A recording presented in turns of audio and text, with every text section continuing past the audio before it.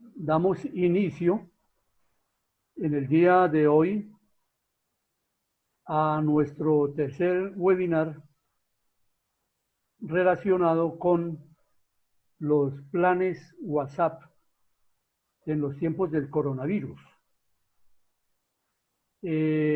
Nosotros somos Speries Consulting Group, somos una firma multinacional con sedes en Perú, Ecuador y Colombia, dedicados a la consultoría y a la capacitación en los temas que tienen que ver puntualmente con calidad y seguridad alimentaria y con planeación y gestión estratégica.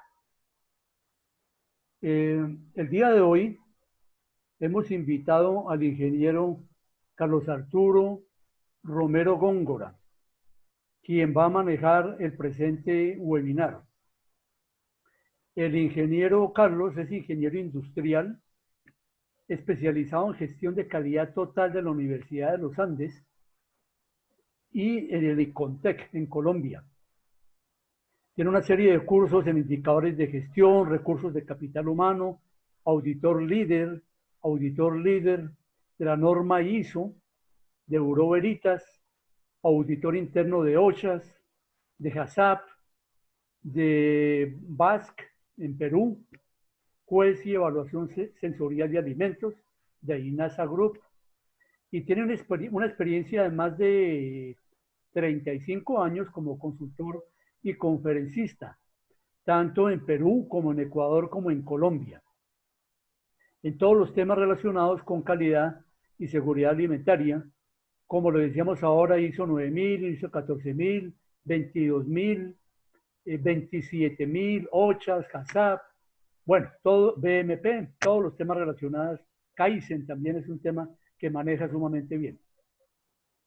El ingeniero Carlos se desempeña en estos momentos adicionalmente como CEO de Experience Consulting Group a nivel latinoamericano. Entonces, él es quien va a dirigir el webinar del día de hoy, que esperamos que sea de su completo agrado. Una vez termine su presentación, el ingeniero, que calculamos en unos 20-25 minutos, tendremos una sesión de preguntas para luego finalizar haciéndoles una invitación para que se inscriban a nuestro taller que ya estamos desarrollando desde la semana pasada con la participación de varias personas, tanto de Colombia como de Perú y de Ecuador. En el día de hoy también hemos invitado otros países latinoamericanos, puesto que es claro que esta problemática que estamos viviendo nos afecta a todos. Mi nombre es Daniel Arango, yo soy CEO para Colombia de Experience. Los dejo entonces en este momento con el ingeniero Carlos y nos vemos en un momento de nuevo. Ingeniero, adelante. Bueno, a ver, ingeniero Daniel, ¿me escuchan? Sí, se escucha perfecto. Ok, bueno, vamos a iniciar este webinar. Buenas tardes, un placer tenerlos esta tarde en esta reunión que no es muy larga, pero es un webinar donde vamos a compartir de alguna manera temas que son hoy de interés y obviamente de moda. El coronavirus es un tema que hoy ocupa no solamente la prensa, sino las grandes preocupaciones económicas y de salud del mundo. Y por otro lado, nosotros creemos firmemente que, y ciertamente, la problemática de la seguridad alimentaria de alguna manera está relacionada con este gran problema, como lo vamos a ver más adelante, y como el tema central de este webinar. Ciertamente, yo soy Carlos Romero, soy ingeniero, especializado en gestión de calidad y seguridad y inocuidad alimentaria. Llevo 30 años en este tema, ya como algo lo comentó pues mi compañero, el ingeniero Daniel. Me dedico a la consultoría y a la formación y capacitación en Colombia, en Perú y en Ecuador. He sido gerente de algunas compañías en estos países. En fin, tengo unos 30 años, 35 años trabajando en esto, sobre todo en la parte de seguridad alimentaria. Bueno, en fin, quisiera arrancar un poco comentando el tema que nos ocupa. Hemos venido trabajando bastante con algunas entidades y algunas organizaciones internacionales y nacionales en este tema del coronavirus y los alimentos. Hemos conversado con epidemiólogos, con infectólogos, el EFSA, que es la Autoridad Europea de Seguridad Alimentaria, la ECD, que es el Centro Europeo para la Prevención y Control de Enfermedades, la Organización Mundial de Salud, la FDA y su ley de modernización de la seguridad alimentaria, la Agencia Española de Seguridad Alimentaria y Nutrición, etc. Hemos tratado de recoger mucha información, de consultar, de alguna manera de tratar comentarios por uno y otro lado, todo con el ánimo de poder entender exactamente de qué manera es que el COVID-19 podría o puede en este momento afectar la salud de las personas a través de los alimentos. Es algo que debe ser de preocupación, a pesar de que el riesgo, como vamos a ver más adelante, es bajo, pero mientras que existe riesgo está el peligro, y mientras queda peligro está el riesgo. Entonces un poco eso lo vamos a ver más adelante. Por ahora dediquémonos un poquito en estos minutos a hablar de coronavirus, de COVID-19 y de los alimentos, de HACCP. Ok. Este tema de coronavirus no es un tema nuevo, ¿eh? Lleva muchos años, más de 20 años. Lo que pasa es que no hemos, y me refiero no a título personal, sino como humanidad, no hemos entendido que estos temas tienen que ser manejados y tratados con elementos preventivos y sabiendo que esta situación podría presentarse como se está presentando hoy en día. Este tema es, yo diría que era crónica de una enfermedad anunciada desde hace ya muchos años. Discúlpeme, ingeniero. Discúlpeme un segundito, ya se presentaron los primeros brotes de otros tipos de coronavirus, como lo vamos a ver más adelante. Pero bueno. Perdón un segundo, ingeniero. Perdón un segundo, que alguien está diciendo que no escucha.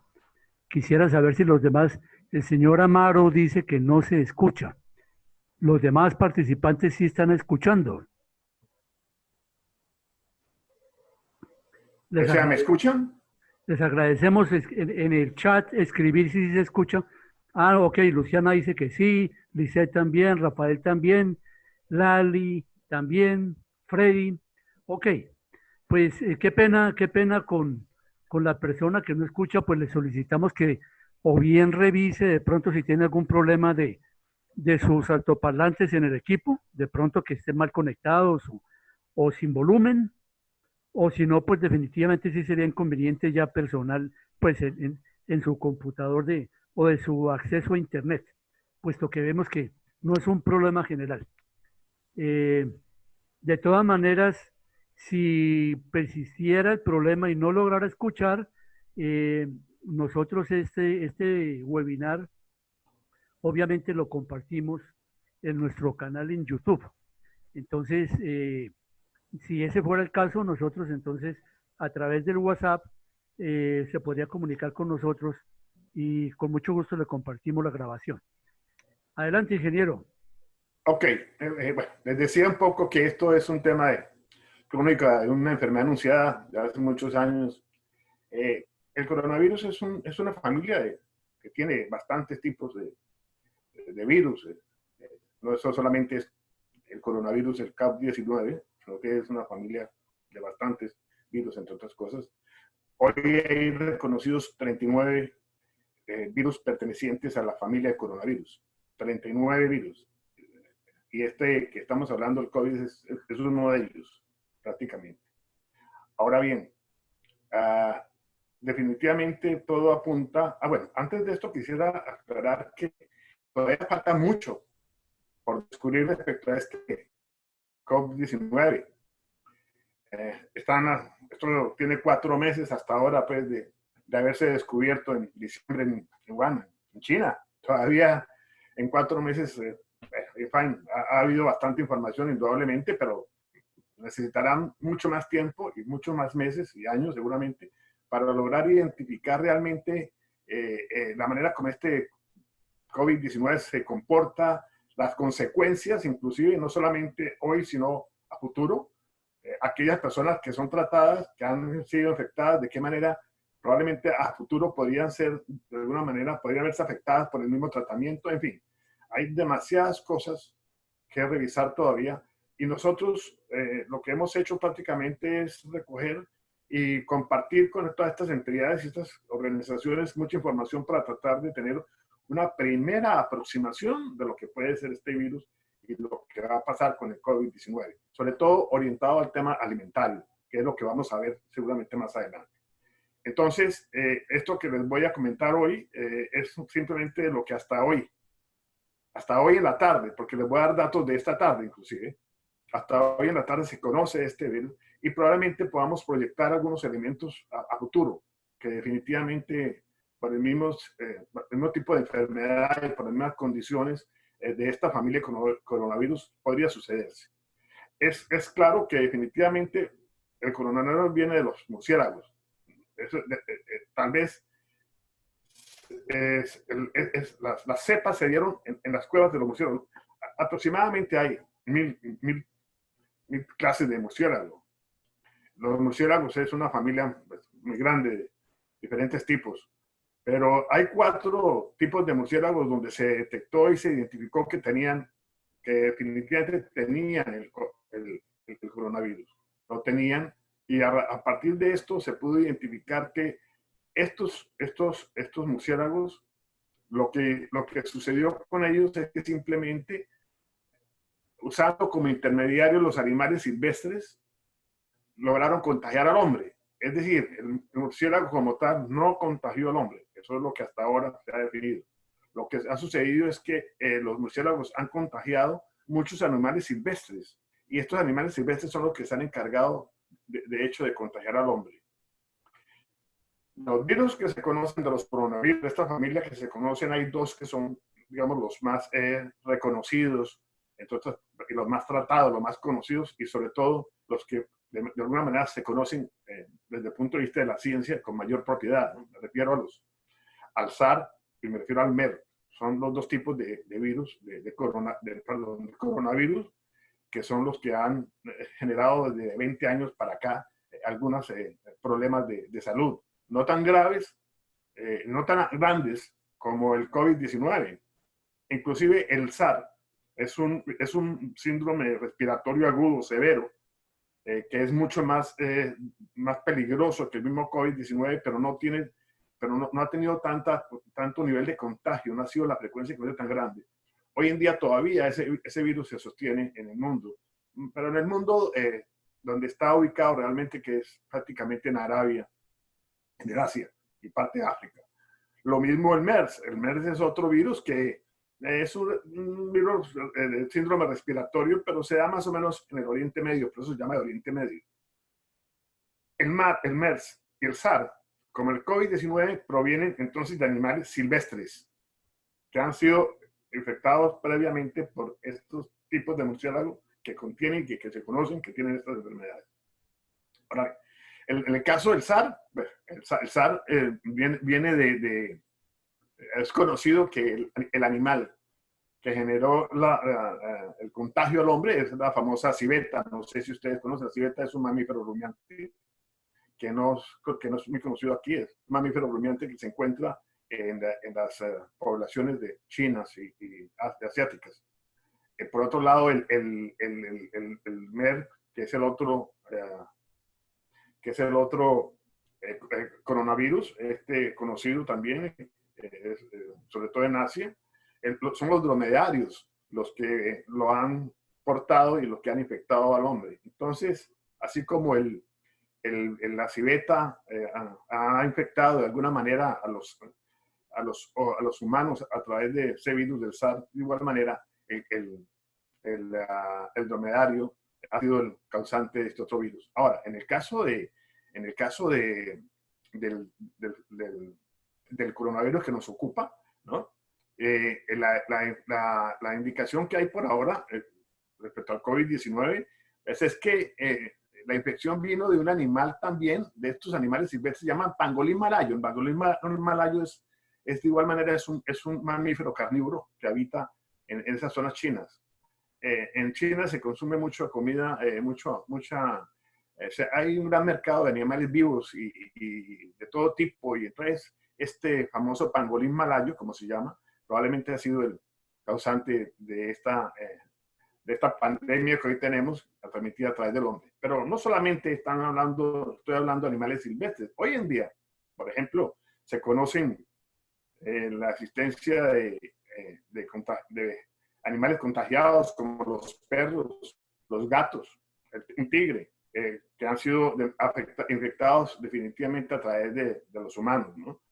Pero ese grado de infectación no es de preocupación en cuanto a que esos animales puedan a su vez contagiar a los humanos o a los hombres, a las personas, y generar este mismo contexto del COVID-19, porque el virus que ellos poseen, o el COVID-19, entre comillas, que ellos poseen, es una mutación ya, no tiene las mismas condiciones que tenía cuando llegó al hombre. Y si el hombre lo transportó a los animales, lo generó, afectó a los animales, seguramente fue con una condición de virus ya mutante, que ya no tiene la misma trascendencia, ¿no?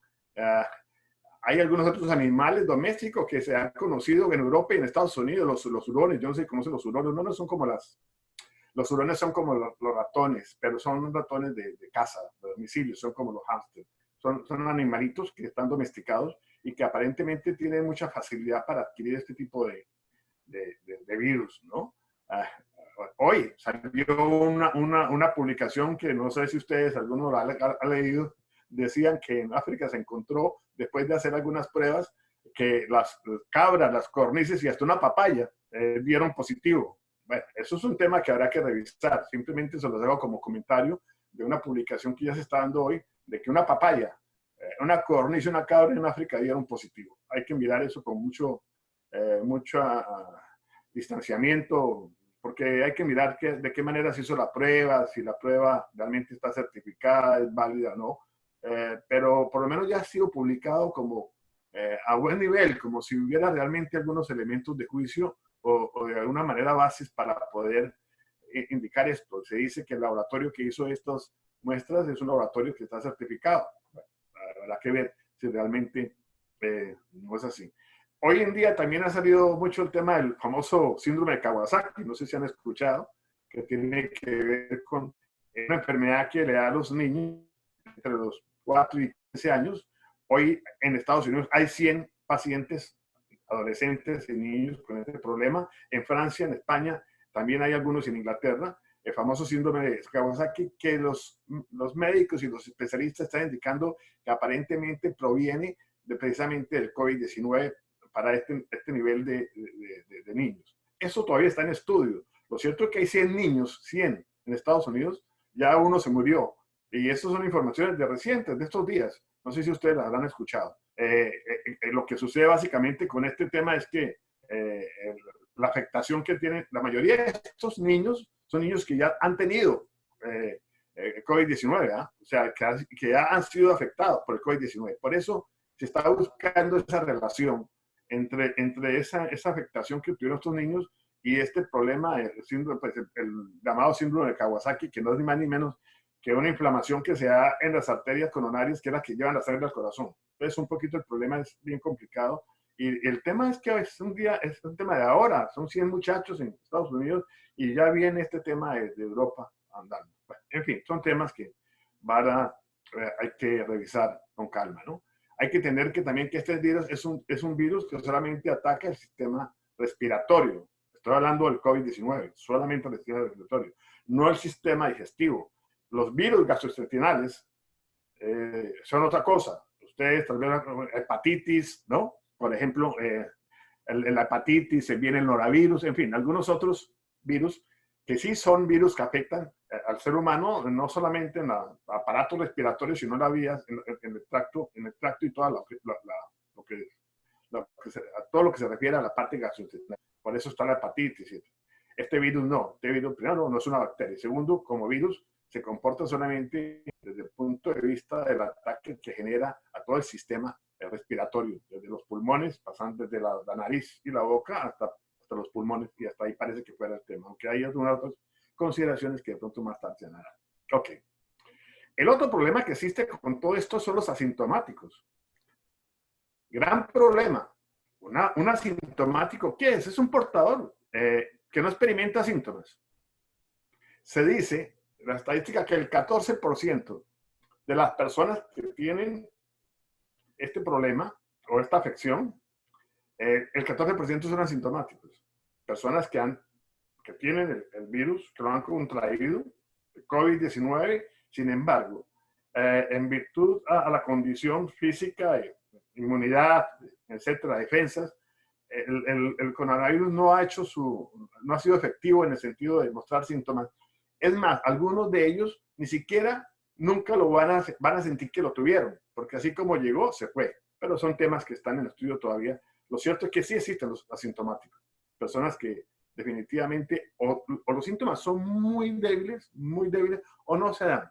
Y ese es el gran problema, porque entonces cuando yo voy a ver si hay una persona eso lo vamos a ver un poquito en HACCP, porque hay temas de BPM y de POES, veremos ahorita más adelante, que con esto lo importante entender es que uno de los síntomas del COVID es la fiebre. Un asintomático no tiene fiebre, pero puede tener el virus. Entonces, el problema es que no es suficiente con colocarle un termómetro digital para leer la temperatura que pueda tener, 39, 40 grados, que es donde normalmente situación un poquito menos, y resulta que no lo va a tener, pero eso no llega a no tener problema. Entonces, este es otro asunto complejo. Ahora bien, bueno, los síntomas normales son fiebre, asuntos respiratorios, ¿no? Que tienen que ver con pérdida de posibilidad de recoger, de respirar apropiadamente, daños en los pulmones, y sobre todo cuando son síntomas más graves, ¿no? Neumonía, por ejemplo, asuntos de insuficiencia renal, hasta la muerte misma. Pero bueno, ahora bien, ¿qué sucede cuando el hombre adquiere esta infección del COVID-19? ¿Es el hombre solo el que finalmente se va a ver afectado y va a afectar a otros directamente a través de un estornudo, a través de toser? A ver, aquí hay que mirar otra serie de cosas. Está claro y está probado que este virus COVID-19 podría estar de alguna manera presente en el aire, en el ambiente y en las superficies. Eso está comprobado. O sea, no es un tema simplemente de un paso del hombre al hombre, sino también de hecho de que cuando el hombre o la persona que está infectada tose, estornuda, esas pequeñas gotas que tienen más o menos, se disparan en un ambiente de 8 metros aproximadamente. Hay gotas que hay unas goticas son más pesadas que otras, las que son menos pesadas, pues por decir, caen al piso o caen al lugar, cualquier superficie. Las otras que son más pesaditas quedan en el ambiente por 3 horas aproximadamente. Eso es lo que se ha planteado. O sea, el virus no está en el ambiente todo el tiempo. Dura aproximadamente 3 horas y después de las 3 horas desaparece. Ya es su vida útil, por llamarlo de alguna manera. Pero las que quedan en las superficies sí tienen ciertas consideraciones. Pueden durar desde minutos hasta 72 horas, ¿no? 72 horas, estamos hablando de 3 días. Entonces se ha comprobado que esas goticas que caen a las superficies podrían afectar de alguna manera indirectamente, podrían ser transmisoras de la enfermedad a los humanos, a los hombres, a las personas. Se ha comprobado que dura 3 horas en el aire, que en el cobre, en una superficie de cobre dura 4 horas, en el cartón, elementos de cartón dura 24 horas y en el plástico y el acero dura 72 horas. O sea, 3 días podría durar el virus ahí, activándose en el plástico y en el cartón, en el plástico y en el acero. Entonces aquí la situación es más compleja de lo que se cree, porque finalmente Independientemente de si si me afecta a una persona directamente porque al estornudar ese, ese globo de cepas que están funcionando me llegan a mí, podrían llegar a determinados lugares o sitios y infectarlos. Y entonces, ¿qué sucede si yo hago un frotis a una superficie de estas? Si es que yo con la mano cojo y por algún motivo toco, hago frotis a esa superficie. Definitivamente mi mano se va a contaminar en la medida en que esté dentro del lapso, el virus esté dentro del lapso de tiempo que les he comentado ahora, 24 horas o 72 horas, como sea. En todo caso, el hecho de tocar con la mano un frotis, que uno puede llegar a hacer la mano, y tocarse la cara, pues indudablemente que está indirectamente, está siendo afectado, no directamente por un humano, por una persona, sino a través de un medio como es una superficie que ha sido infectada. Entonces, un poco que aquí, por eso es que siempre se habla de lavarse las manos para todo lavarse las manos. Entonces, un poco este contexto es para tener un poco claridad de qué manera podría verse afectado el hombre, ¿no? Podría también verse afectado de alguna manera, en el caso de los alimentos, como lo vamos a ver ahorita enseguida, de igual manera. ¿Por qué? Porque posiblemente también podría estornudar el hombre, la persona afectada podría estornudar en un alimento y también las consideraciones hay que tenerlas en cuenta. En los textiles, no, es menos probable, mucho menos probable, por una sencilla razón. Por eso el cartón también es mucho menos probable que el plástico y el acero. ¿Y por qué? Simplemente porque, bueno, son materiales porosos. Entonces, ¿qué es lo que hace la porosidad cuando llega el virus? Lo secuestra, lo tiene ahí. Entonces, si yo paso la mano por un textil, no necesariamente me va a infectar porque finalmente esa porosidad por donde han entrado las cepas, lo secuestra, lo retiene ahí y ahí se muere, ¿no? Eso no significa que no haya que tomar previsiones, sobre todo están las clínicas, en las casas donde hay personas que han sido afectadas o que están en cuarentena porque están en recuperación, todas esas sábanas, todo eso hay que limpiarlo y con agua a 60 grados, etcétera, etcétera, porque finalmente ahí están, no se puede probar de ninguna manera que esas sábanas, que las cepas que están ahí del virus están muertas o ya no están inactivas, eso no se puede probar. Entonces, sencillamente. Entonces, un poco el concepto es que hay que cuidar eso, hay que tener claro de que estas situaciones hay que manejarlas muy delicadamente y las consideraciones muy propias. En una clínica, imagínense, las UCI, cuidados intensivos, pues esta ropa, cuando alguien se infecta, sale de ahí después de haberse recuperado o estar muerto, cualquiera de las dos situaciones que desafortunadamente se pueden dar. Entonces entra un proceso de desinfección tremenda, porque finalmente, repito, el virus se puede hospedar en superficies como las que he comentado ahora y otras más. Entonces no es solamente, repito, la preocupación de que me transmita el hombre al hombre. Y hay que tener en cuenta también este tema de las superficies, a pesar de que la duración no es muy larga en muchos casos, ¿no? Además, porque hay que tener claro también de que este virus es poco estable a las condiciones atmosféricas, temperatura, ahorita enseguida vamos a ver, temperatura, humedad, presión, concentración de agua, presión, humedad relativa, tiempo, etcétera, condiciones ambientales que en un momento dado podrían o no podrían afectar, ¿no? Y hacer que el virus sea activo o sea inactivo, ¿no? En todo caso, siempre hay que entender que hay que mantener ciertas normas de seguridad y higiene, sobre todo en los alimentos, ¿no? Los alimentos, normalmente, el ejemplo, ¿qué podría pasar con un alimento? Supóngase que está usted en un supermercado o hay una persona en un supermercado que haya estornudado o haya de pronto tosido y esas goticas hayan llegado a las manzanas que están ahí. Esas goticas están ahí. No han ingresado a la manzana, pues indudablemente. Están ahí. Superficialmente están las goticas ahí.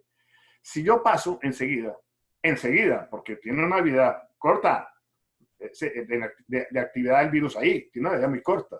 Pero ¿qué pasa si yo paso y no me he dado cuenta, paso y la cojo?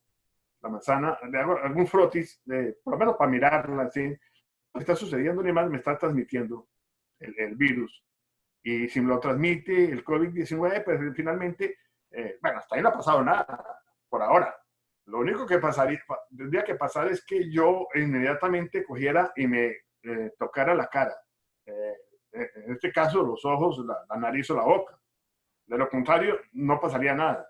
La probabilidad entonces no es muy alta de que se den todas esas circunstancias, que alguien tosa, que yo coja la manzana inmediatamente y que además coja y la mano y me la lleve a la. Por eso es que se habla de que el virus en ese sentido no es un tema de preocuparse digamos, de altos riesgos.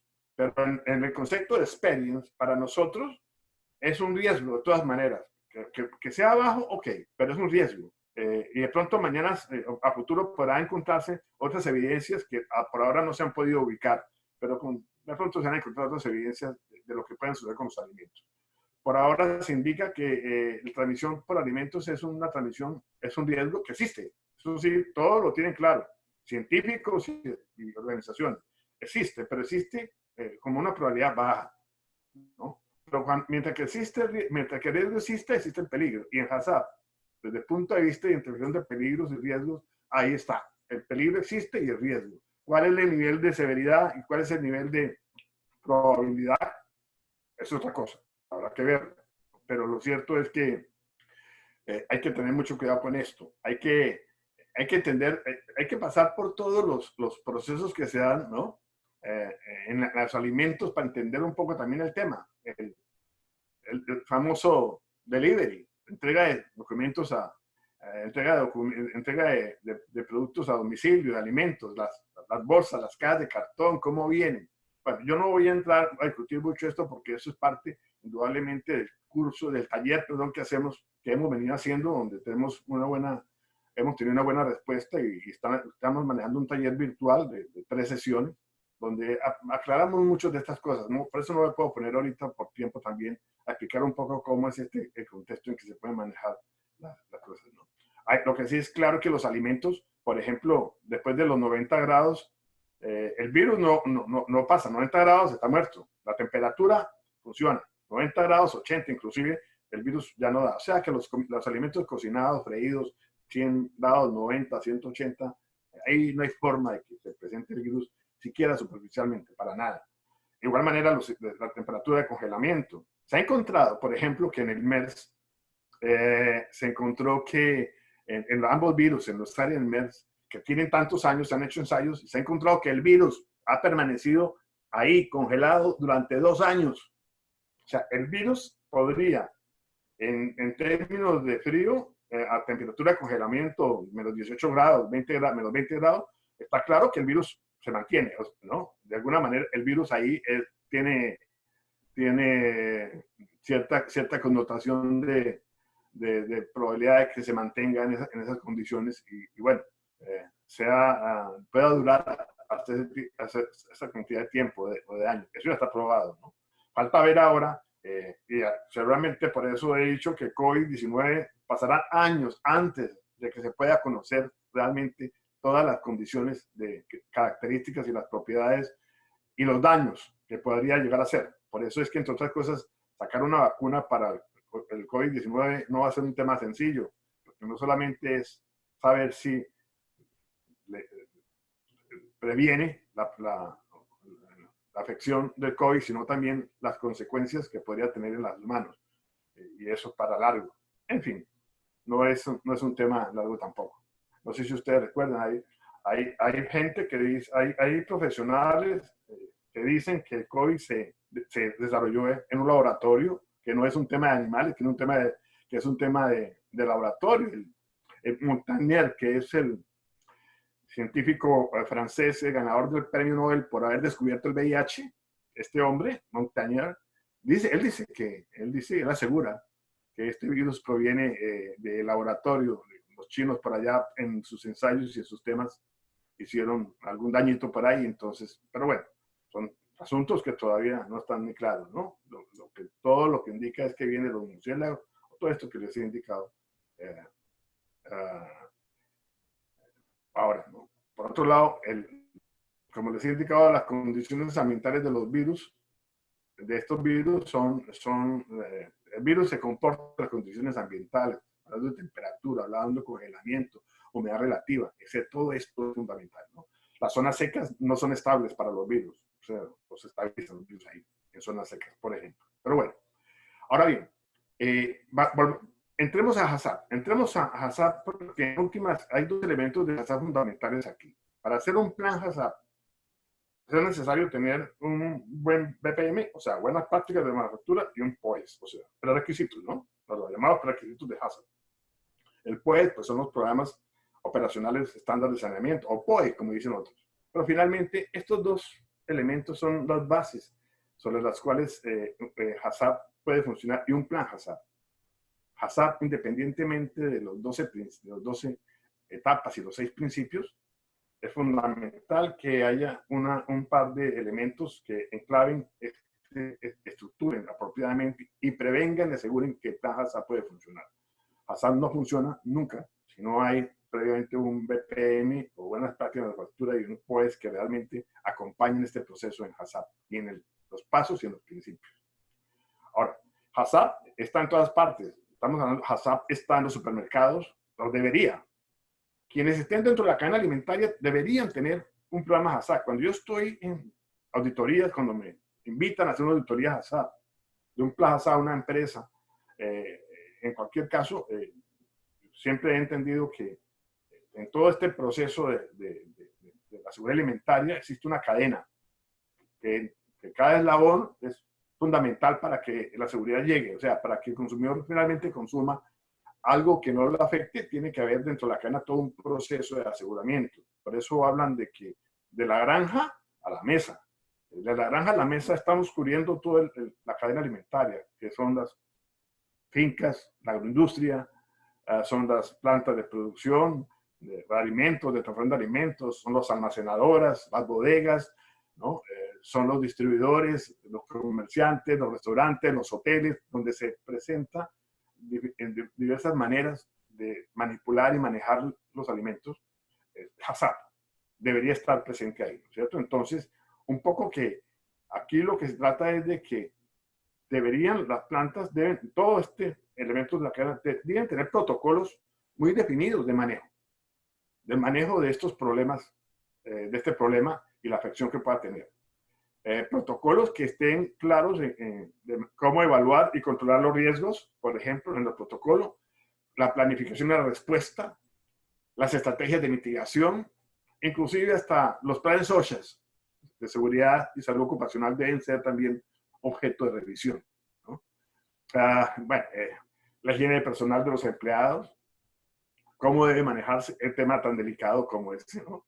El tema de salud, los exámenes médicos, asuntos de capacitación. Todo esto debería generar actualización en las buenas prácticas y en los POES. Debería generar toda una actualización y en el plan mismo, HACCP mismo, y en el sistema en general de seguridad alimentaria o de inocuidad alimentaria donde se tenga. Es claro, hoy en día no se tenía claro, no se tenía previsto que las personas al ingresar a una planta de alimentos o no, tuvieran que pasar por un proceso de desinfección como el que hoy en día se hace. Normalmente lo hacen en las plantas, ¿no? Pasan por un lavado un tapete de desinfección de pies, ¿no? En fin, las manos, lavado de manos, etcétera, pero a nadie le tomaba la temperatura pues, con un termómetro en la frente. A nadie, a no ser que una empresa tuviera algún problema de otro tipo de problema de salud de otro tipo. Pero, en fin, a nadie hoy en día la cosa es diferente, ¿no? Hoy en día los protocolos que inclusive el Estado los está pidiendo, ¿no? Exigen, por ejemplo, ese tipo de cosas. Además de otras. En el caso de los alimentos, puntualmente, por ejemplo, existe, antes no había ningún problema en que usted le prestara su herramienta, cualquiera que sea, un cuchillo y una cuchara, cualquier cosa que tuviera para manipular y transformar alimentos, que se las prestara de una persona a otra. Hoy en día no puede hacer eso. Indudablemente que hoy en día, bajo este contexto y bajo ese protocolo, no se puede prestar, usted no puede darle su herramienta o su elemento a otra persona, además del distanciamiento social que debe haber, sobre todo en las plantas de procesos continuos o en serie, con mayor razón, el distanciamiento es mucho más complicado. Tampoco nadie le decía a usted en los planes HACCP o en estos POEs que cada vez que estornudara tenía que lavar las manos. Hoy en día sí, debería, dentro de los protocolos. Si usted está en una planta de alimentos y estornuda, inmediatamente tiene que lavarse las manos o tose. En fin, hay bastantes cosillas que lo que hace es definir que deben ser revisados los BPM, el nivel de limpieza y desinfección de la infraestructura, de los locales, limpieza y desinfección de los equipos y los instrumentos, ¿no? Recepción de las materias primas o los elementos que conforman las materias primas, de dónde provienen. Hay tantas cosas, la salud misma de las personas. Hoy en día ya en una planta de alimentos, lo primero que se debe preguntar es de dónde vive el trabajador, cuál es su medio, ¿ah? Porque recuerde que existen riesgos propios, inclusive del lugar donde se encuentra el trabajador, cuál es su entorno familiar. Allá en esa parte es una parte donde está declarada la pandemia en forma alarmante, probablemente sea alta o no. Todo eso hay que mirarlo. Los exámenes médicos probablemente ya no deben ser de 1 año, 6 meses, como en algunas cosas, tendrá que ser un examen de médicos más seguidos. Este tema de la gente asintomática también es un problema, ¿no? Concepto, porque finalmente la gente asintomática no tiene los síntomas, pero uno podía prevenir la presencia de estas personas que no tienen los síntomas desde el punto de vista del análisis y el riesgo que se corre de acuerdo al lugar donde viven, de acuerdo a la historia que tienen respecto a familiares que hayan tenido el problema o no. En fin, en últimas, lo que aquí quiero plantearles es que es apropiado revisar el plan HACCP en su contexto, porque el plan incluye, pues obviamente, los prerequisitos mismos. Revisarlos, actualizarlos, establecer nuevos esquemas de trabajo, en el sentido de rutinas de desinfección, tipos de desinfección, desde ahí para adelante, ¿no? Todo este tipo de condiciones propias de cada trabajador y lugares y ubicaciones que debe tener, ¿no? La contaminación cruzada, tema fundamental, porque finalmente, quiero o no, la presencia de este COVID-19 en alimentos es posible. Que no tenga tanta probabilidad es otra cosa. Pero si ustedes, como yo, conocemos el tema de HACCP, sabemos que HACCP en su primer principio es claro en el sentido de que hay que aprender a identificar los peligros. Hay que identificarlos muy bien. Un peligro que no se identifique HACCP es un plan que no sirve. Eso digamos, la experiencia que han tenido grandes compañías como Coca-Cola, como Nestlé, eso lo vamos a ver en los talleres, que han tenido, por tener un HACCP, cuando de pronto, ¿qué pudo haber pasado?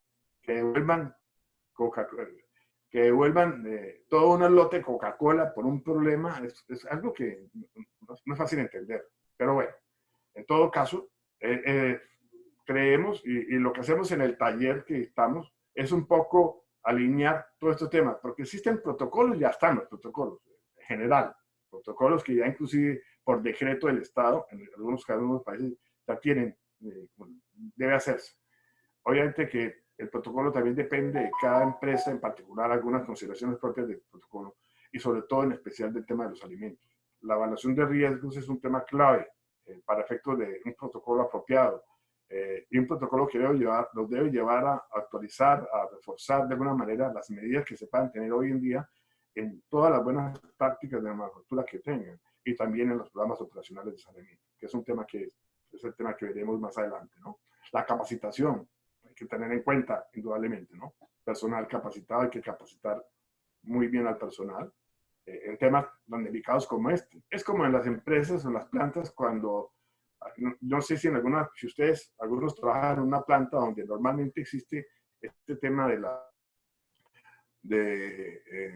alguna manera tienen alguna norma internacional que respalde su sistema de gestión de calidad. Me refiero a BRC, a IFS, a ISO 22000, a SQF, a Global Gap, en fin, todas estas normas que trabajan los temas de seguridad. Y en la mayoría hablan del tema, por ejemplo, del rompimiento del vidrio. Cuando hay un vidrio roto en un lugar de la planta o el sitio, hay donde están los alimentos, en un sitio hay un elemento roto, todo un protocolo, ¿no? La persona que debe barrer, con qué escoba debe barrer, qué uniforme debe tener, qué debe hacer después con los desechos, cómo se apertura nuevamente el lugar. Todo esto es un poco el contexto en que de alguna manera tiene que manejarse este tema del coronavirus, mientras que veamos con él, que creo que va a ser bastante tiempo. Mañana puede ser que haya nuevas cosas y entonces habrá que volver a actualizar el plan Hazard, ¿verdad? Porque seguramente van a aparecer nuevas cosas. O de pronto habrán cosas que cambiar. Y yo digo mañana por decir algo, pero eso va a ser un tema de tiempo, ¿ah? De tiempo, independientemente de la vacuna. Esto va a tomar sus meses todavía, inclusive por ahí hablan de un par de años. En fin. Pero bueno, esto era lo que les quería comentar, así de grosso modo. Bueno, faltaba un poco de temas que tienen que ver con cómo se debe manejar el tema en restaurantes con el sistema de entregas a domicilio, por ejemplo, los supermercados, cómo se manejan los supermercados, los alimentos para evitar todas estas cosas. En fin, hay muchos temas, pero todos estos los vamos a ver en el taller. Por eso quiero finalmente invitarlos a que asistan a este taller que seguramente va a ser interesante para algunos de ustedes. Muchas gracias.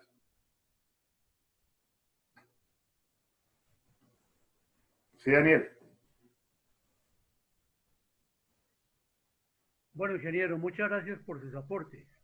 En este momento, pues abrimos los micrófonos para que si alguien tiene alguna pregunta o nos escribe más bien la pregunta por el chat para que no se congestione la red.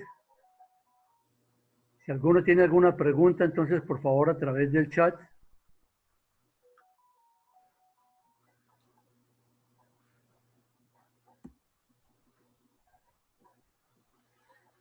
Mientras de pronto alguno está escribiendo, queremos invitarlos a que nos colaboren respondiendo una encuesta, cuatro o cinco preguntitas que nos interesa que ustedes nos retroalimenten en cuanto a la percepción que tuvieron de este webinar, en cuanto a su contenido, sus expectativas en cuanto a él. Entonces les acabo de colocar en el chat, aquí en la parte de abajo está la dirección, está el link, para que por favor, si nos regalan 5 minuticos, ahorita antes, tan pronto se desconecten, ahí está, pueden copiar el link y lo copian entonces en su navegador y nos colaboran con esa encuesta. Preguntas. Bueno, ingeniero, aquí pregunta doña Melvin.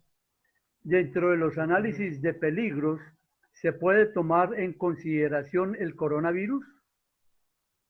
Sí lo pueden tomar en consideración, pero bajo el contexto de que no se trata, de hecho, no va a ser un PCC, o sea, no va a ser un punto crítico de control, definitivamente.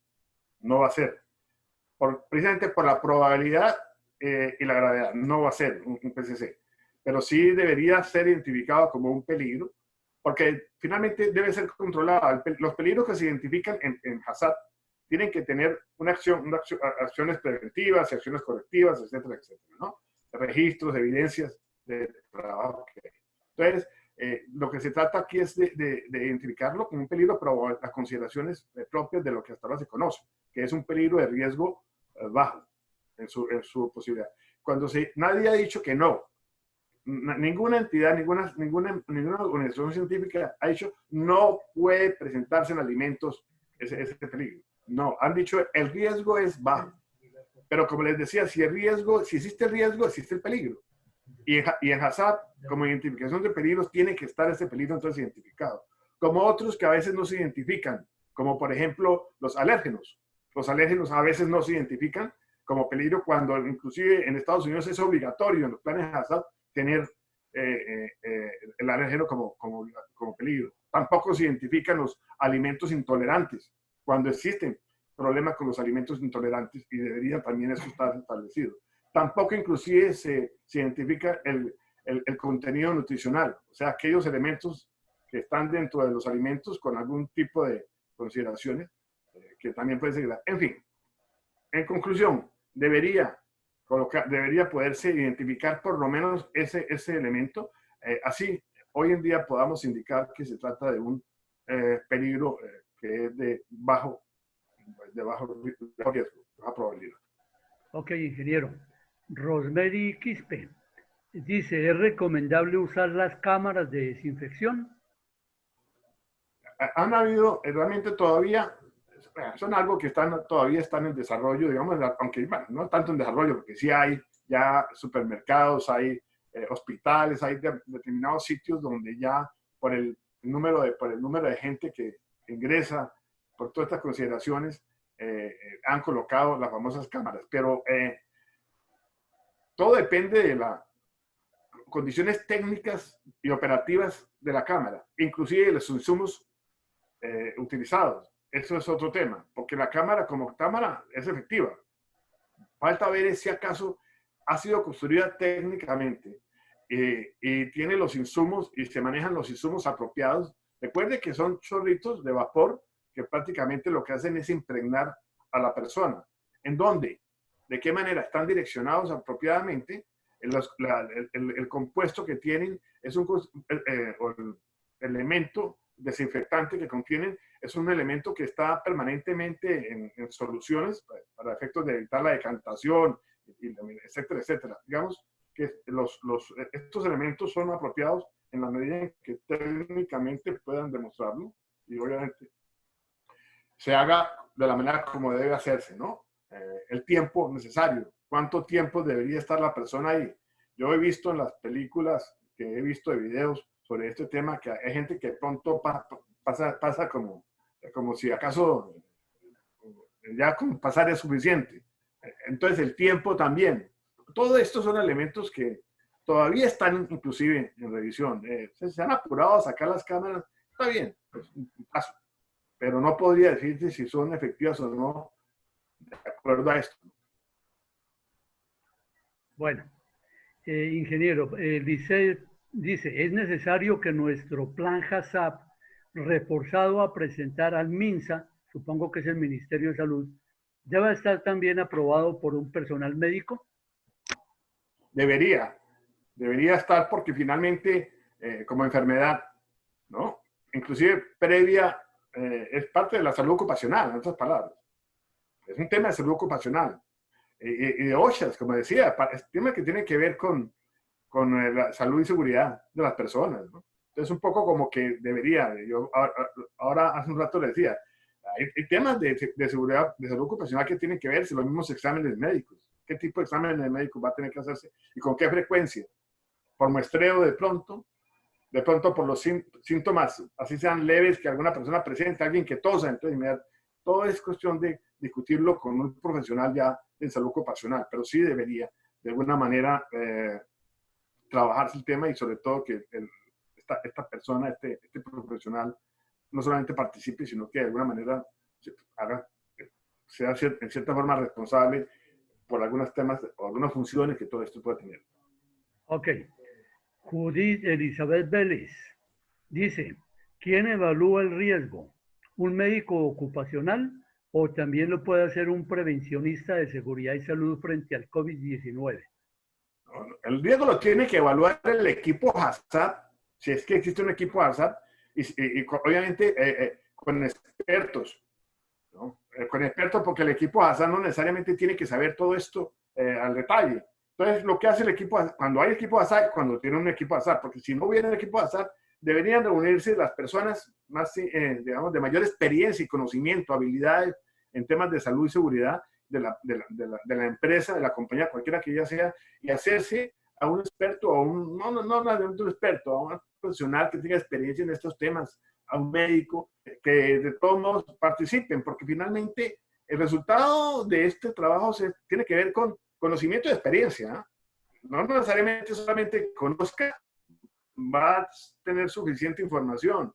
Es la mezcla de experiencia y conocimiento lo que va a hacer que que de alguna manera estos ajustes, estos protocolos, todos estos elementos que se van a tener que llevar a cabo sean efectivos, ¿no?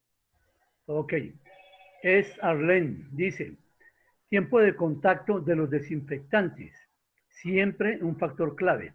Su opinión sobre el uso de los guantes y cubrebocas.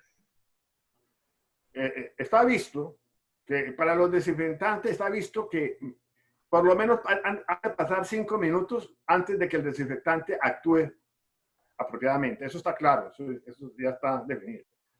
4 o 5 minutos han de pasar para que el desinfectante realmente, esto que se utiliza en general, ¿no? Para alimentos, pase, realmente lleve a cabo, si yo voy a desinfectar superficies, no porque allá haya colocado el desinfectante sobre la superficie, ya inmediatamente va a matar, de alguna manera va a volver al virus inactivo. Hay que darle tiempo al desinfectante para que haga su trabajo, o sea, que realmente reaccione como tiene que reaccionar. Entonces, en el caso de los desinfectantes, estamos hablando de un tiempo de 3 a 5 minutos por lo menos, que debería dejarse el desinfectante actuando antes de cualquier otra cosa, antes de cualquier otro limpiador. Eso es lo que normalmente se estila, ¿no? Muy bien. Por otro lado, el otro pregunta era Uno era en los cuanto a los guantes y las cubrebocas. Guantes y cubrebocas. Indudablemente que en todo el sector alimentario siempre el tema de los guantes y el tema de los cubrebocas se ha manejado, realmente no es nuevo. Novedades para el resto, la construcción, la manufactura, todas estas otras áreas de la economía donde realmente este tema no tenía tanta trascendencia, pero en los temas de alimentos en general, en restaurantes, los hoteles, las plantas de proceso, el cubrebocas es un tema normal. El tema es que lo coloquen apropiadamente. Cuando yo voy a hacer una auditoría o un trabajo de consultoría en una planta, a veces observo y he observado la gente con el cubrebocas mal colocado, porque el cubrebocas tiene que cubrir precisamente tanto la nariz como la boca, pero a veces no es así. Entonces, un poco que el cubrebocas es una buena opción cuando se utiliza en forma apropiada. En muchos casos la gente se entiende, lo coloca y se entiende, y se mueve, el cubrebocas se mueve, y en medio del trabajo pues ni se dan cuenta, y entonces hay un nivel de exposición ahí que hay que cuidar. Y además también el tipo de cubrebocas, tanto, cuál es la frecuencia de cambio. Son cubrebocas que definitivamente son impermeables o tienen algún nivel de permeabilidad. Todo esto habrá que mirarlo. Con los guantes es otro tema. Yo no creo mucho en el tema de los guantes, y coincido con algunos profesionales con los que he conversado de que el guante puede ser un hospedero, un escondedero de los mismos virus.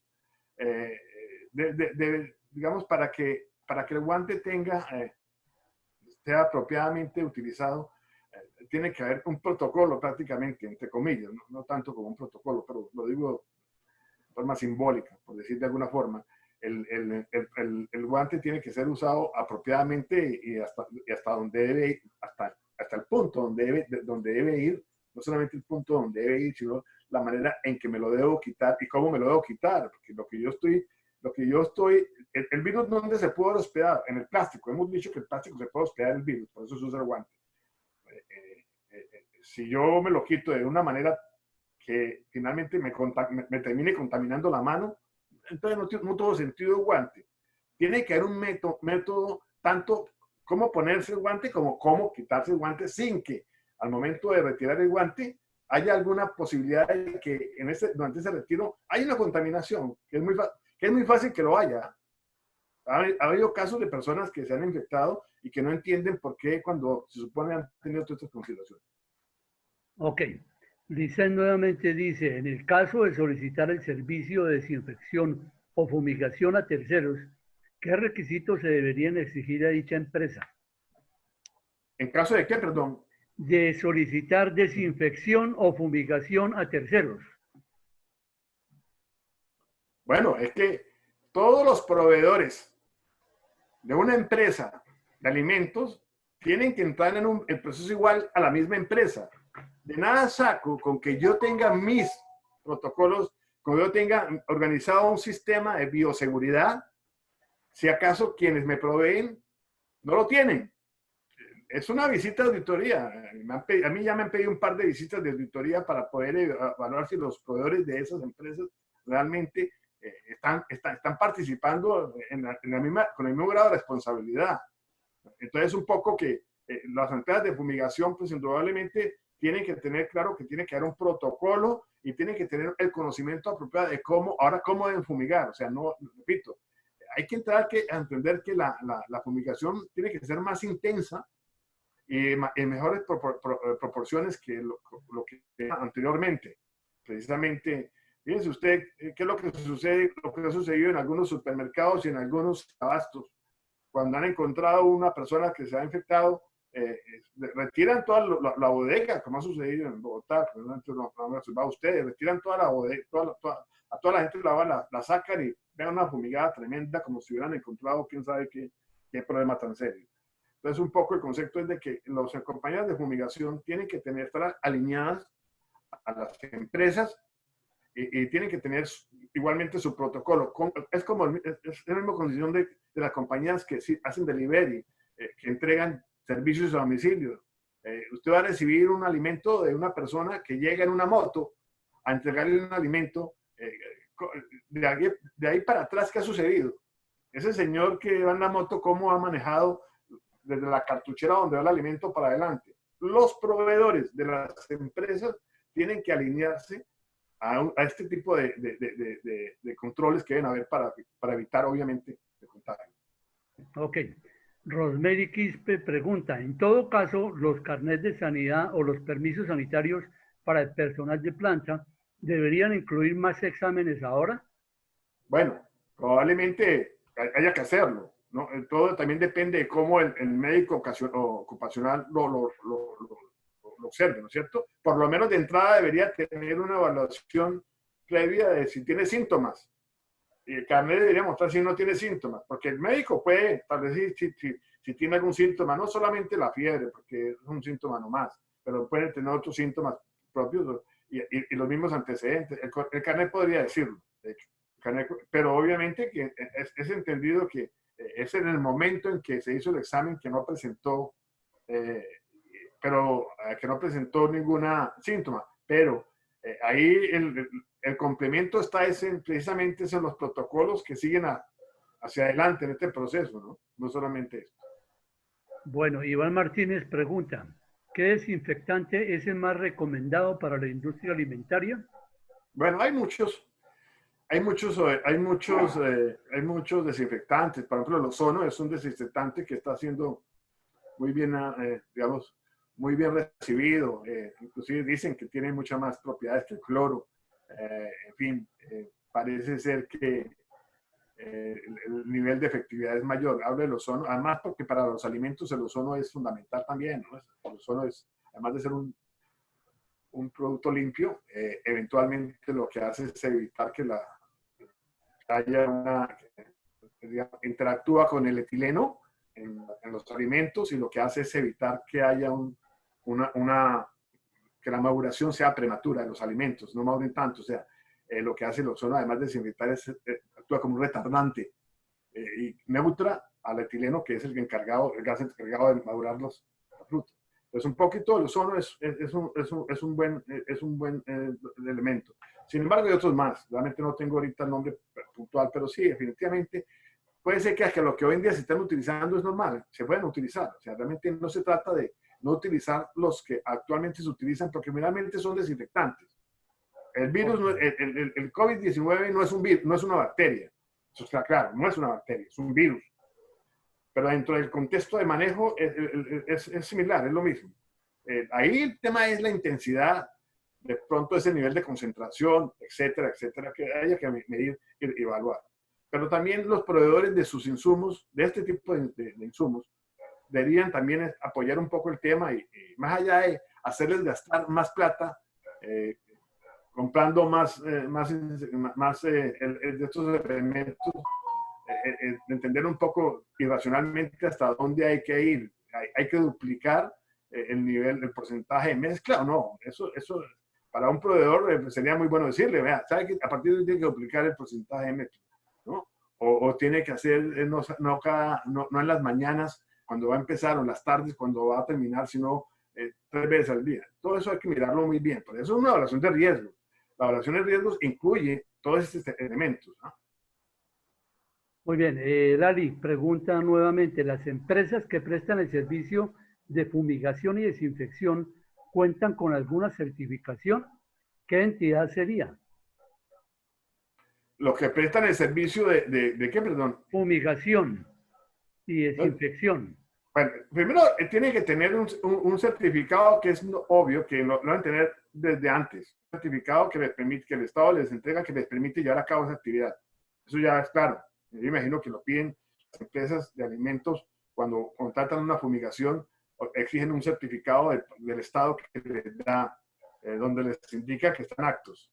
Ese es un certificado. El otro certificado que debía haber es el certificado que indica que su protocolo de alguna manera está validado, que tienen un protocolo y que está validado por alguien, por alguna entidad, en fin, alguna asociación, algún gremio, quien sea, alguien que uno no puede ser juez y parte. Entonces aquí lo que hay que hacer es que esas empresas fumigadoras, de alguna manera, además del certificado de funcionamiento, de la operatividad que da el Estado, debían tener un documento, yo no lo llamaría necesariamente certificado, o certificado puede ser, que indique que tienen un protocolo, que tienen unas prácticas de manufactura, de elaboración o de trabajo, que incluyen actividades relacionadas con la prevención de la presencia del COVID-19, etcétera, etcétera. Ok, Rosemary Quispe, ¿cada cuánto tiempo deberían ser renovados los carnets de sanidad en estos tiempos? Antes era de 6 meses. ¿Ahora qué tiempo sería recomendable?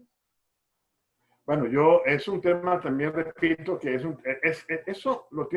tiene que mirarse, todo esto, por eso yo he sido enfático en decirles que hay que tener mucho cuidado porque todo esto obedece a una evaluación de riesgos bien seria, bien responsable, intensa, riesgos a todo nivel, porque eso depende. Si yo tengo, por ejemplo, si yo tengo una bodega de alimentos que que está cerca de una población de alto nivel de contagio, de infección, indudablemente que yo debo cuidarme mucho más de los exámenes a la gente, porque si son pobladores que viven en ese lugar, indudablemente que el riesgo es mayor.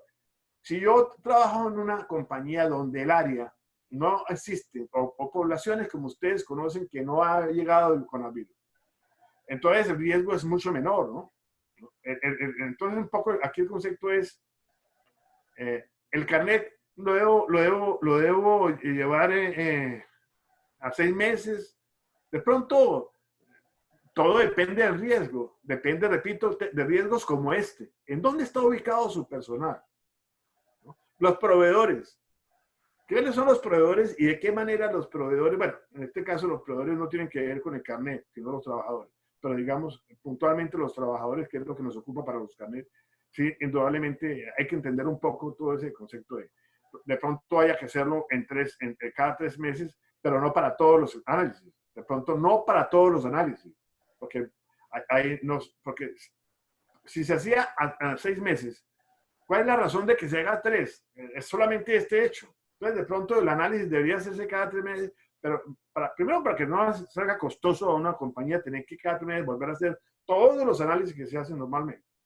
Cuando lo venía haciendo 6 meses y estaba aprobado y estaba... De pronto podría, por el análisis de riesgos o la evaluación misma de riesgos, podría necesitar hacerlo un poco antes, pero tal vez solamente a ese nivel, de encontrar que la gente está sana en ese sentido. Ok, muy bien. Y una última, ingeniero. Don Luis G. ¿Qué desinfectante se recomienda para contacto directo al cuerpo, manos, aparte del alcohol?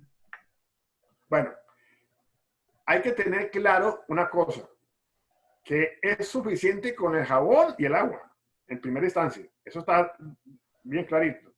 Claro, el hecho de que usted use desinfectante, pues tiene obviamente para, digamos, complementar una primera fase que tiene que ver con el jabón y el agua.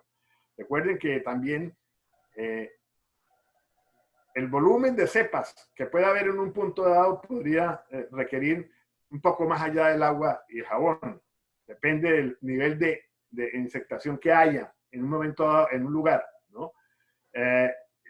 Los desinfectantes comerciales, todos ellos son apropiados. Realmente yo no tendría que decirle más allá del comentario que hice con el ozono, desde el punto de vista no para hombres, sino en general para el uso industrial. Pero igual, yo le diría que en ese sentido lo importante es que los desinfectantes se usen como deben ser usados, como deben ser usados, ¿no? Una cosa es decirle a una persona que se lave las manos y que dure 25 segundos lavándose las manos, a que lo haga realmente. Es la acción que el medio, lo que aquí es importante. No es tan clave. El alcohol es un buen desinfectante, en fin. Yo no tengo especialidad por ninguno, o preferencia, digamos, por ninguno. Bueno, muy bien, ingeniero Carlos, muchas gracias por todos sus importantes aportes y por aclarar las inquietudes que se presentaron en la noche de hoy ya. Bueno, en este momento queremos invitarlos a dos cosas. Uno, como ya bien lo decía el ingeniero, los estamos invitando a que se vinculen al taller virtual que estamos desarrollando sobre este tema, los planes HACCP en los tiempos de coronavirus. Es un taller que está programado para unas 2 semanas. Sin embargo, si alguien puede y desea hacerlo más rápido, pues depende de la dedicación que le coloque, ¿no? Como decimos, es un taller virtual, el cual se desarrolla en una plataforma en 3 módulos. El primer módulo precisamente es la familiarización con la plataforma y los otros 2 módulos son los que ya indicó el ingeniero Carlos que se van a desarrollar.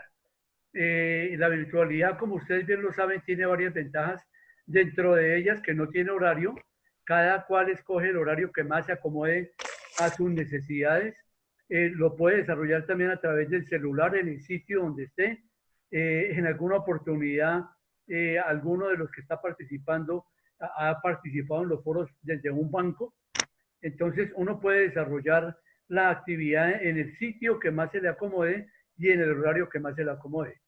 ¿Qué material van a encontrar allí? En cada uno de estos módulos van a encontrar videos de los temas, van a encontrar documentos, PDFs sobre el desarrollo de los temas y van a encontrar también documentos complementarios al desarrollo de los temas.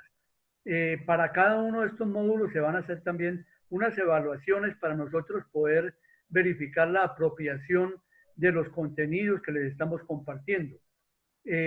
Hay unos foros donde se van a ampliar y a intercambiar opiniones y ustedes también nos van a enriquecer con su conocimiento sobre los temas desarrollados.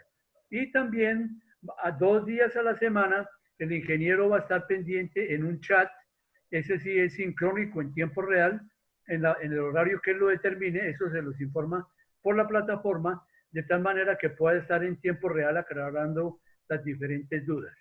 Entonces queremos invitarlos a que los interesados se inscriban, manifiesten su deseo de participar en este WhatsApp que está aquí arriba, más 57, que es el indicativo de Colombia, 301-504-3159. 57 301 504 31 59. Allí entonces por favor nos manifiestan su interés en participar en el WhatsApp y en forma inmediata o antes de 8 o 10 horas se les está dando respuesta indicándoles el link para que procedan al pago y el registro de sus datos básicos. Una vez hagan el pago, se les va a enviar un email donde ya se les dan las claves de acceso, su usuario y su password para que entren a la plataforma y empiecen a desarrollar las actividades.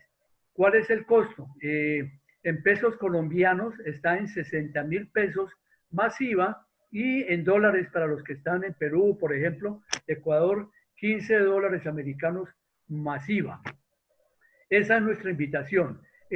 Acostumbramos que las personas que se matriculen a más tardar a las 24 horas del webinar, o sea, hasta mañana, el día sábado, quienes hagan el trámite de escribir al WhatsApp y hacer el pago y el registro a través de PayU, les damos un descuento del 10%.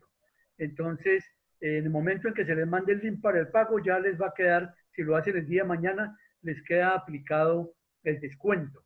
La ventaja que hay que pagar, que hay quienes paguen por PayU, es que dado el caso pueden diferir el pago a 3, 4, 6, 12 meses, de tal manera que les quede fácil. Bueno, me estaban preguntando aquí por el costo, ya lo acabo de informar, $15. Masiva, en Colombia el IVA está en el 19% y menos el 10%. Por esa liquidación no se preocupen que en el link, en el WhatsApp se les manda el link para que se conecten a internet y el pago lo hacen por allí. No es necesario de ir a un sitio físico, sino el pago lo pueden hacer por internet. Y allí les sale en el botón, si lo hacen el día de mañana, con el descuento del 10%.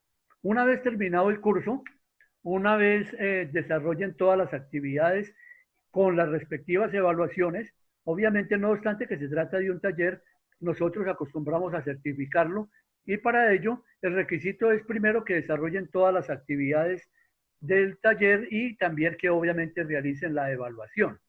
Entonces, una vez quienes cumplan con este requisito, de mínimo un 80% de la participación en las actividades y demuestren una apropiación del 80% de las competencias que les transmitimos, o más bien de los conocimientos para que ustedes adquieran las competencias, y se les da una certificación que se las enviamos obviamente de manera digital, donde certificamos 12 horas.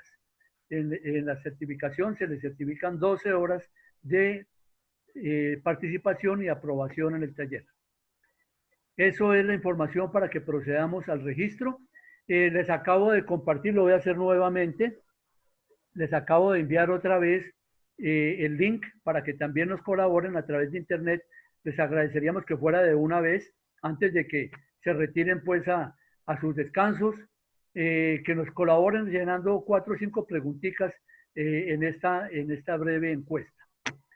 Bueno, ¿alguna otra inquietud ya puntualmente en cuanto al procedimiento y en cuanto a la forma de registrarse y empezar a participar en el taller?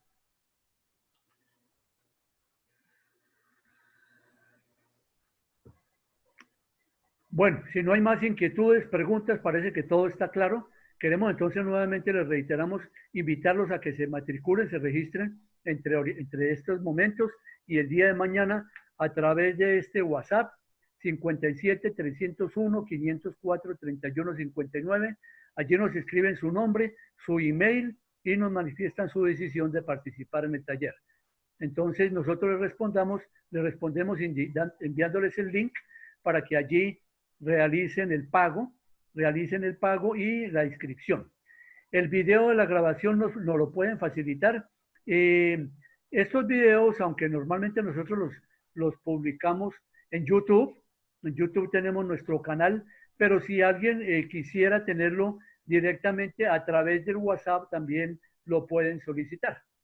Y les mandamos el link para que tengan el acceso. Bueno, en YouTube nos pueden buscar como Experience Consulting Group y allí están entonces consignados varios videos de las actividades que hemos venido realizando. La certificación va con la firma nuestra, pues no es validada por ninguna institución de educación superior, puesto que es claro que esto es una formación, o sea, no es una educación formal, sino es una educación informal, lo que se llama en Colombia.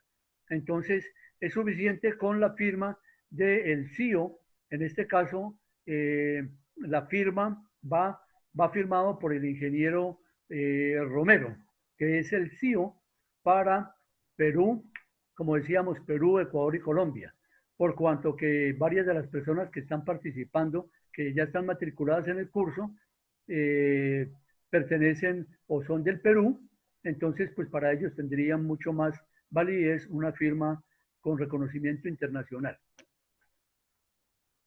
Bueno, entonces les queremos agradecer nuevamente haber aceptado nuestra invitación.